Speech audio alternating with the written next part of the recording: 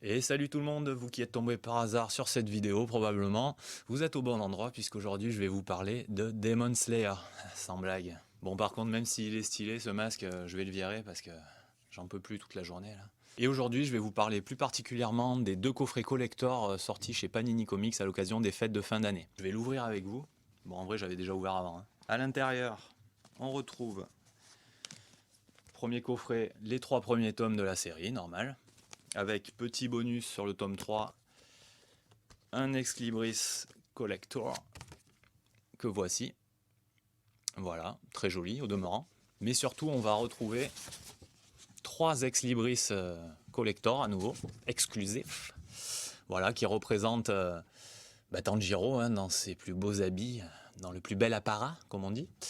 Ensuite, on retrouve sa sœur démon Nezuko. Et pour terminer, on retrouve ce gars chelou avec une tête de sanglier dont j'ai oublié le nom.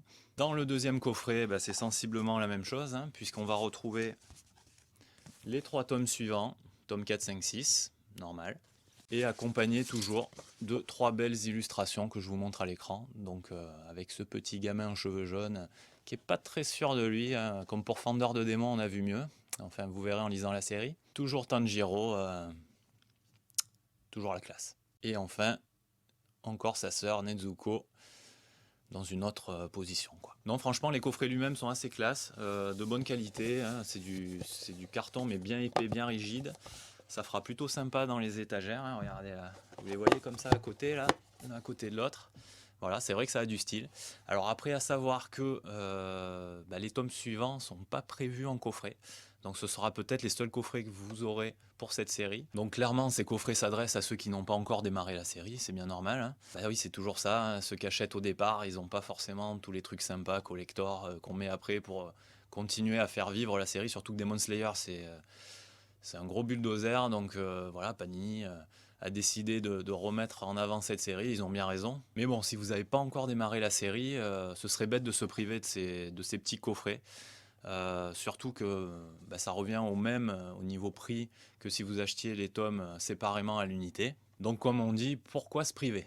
Bon, par contre, pour ceux qui connaissent pas du tout Demon Slayer, je vais vous faire un petit topo rapide, mais je m'étendrai un peu plus dans une prochaine vidéo où je ferai un peu l'historique de cette licence qui a une histoire un peu atypique. Alors pour faire rapide, Demon Slayer, c'est l'histoire de Tanjiro qui vit paisiblement avec sa famille au début du XXe siècle dans les montagnes. Et un jour où il va aller, pour nourrir un petit peu sa famille, mettre du beurre dans les épinards, comme on dit, il décide, malgré le froid et les difficultés pour s'y rendre, d'aller dans un village voisin vendre du charbon. Et du coup, quand il va revenir, après de longues heures de marche, il va même passer une nuit sur le trajet, pour pas sortir la nuit, parce qu'on dit qu'il y a des démons qui sortent la nuit. Voilà, il va rentrer, et stupeur, il va découvrir que sa famille a été totalement décimée de manière horrible. Il va voir à l'intérieur comme à l'extérieur des cadavres de toute sa famille. C'est une scène un peu dure.